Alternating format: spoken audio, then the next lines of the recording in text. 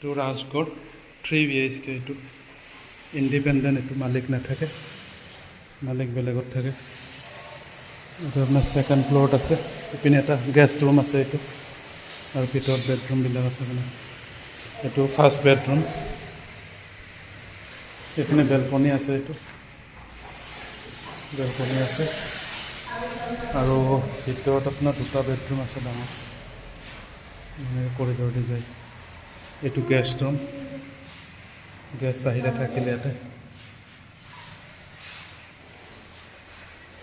এইটো এটা টয়লেট আছে টয়লেট এইপিনে কিটচেন চাফা কৰাই দিব লাগিব চাফা কৰাই দিয়া হ'ব পিছপিনে বেলকনি আছে আৰু এইপিনে এখন বেলকনি আৰু এইপিনে এইটো ছেকেণ্ড বেডৰুম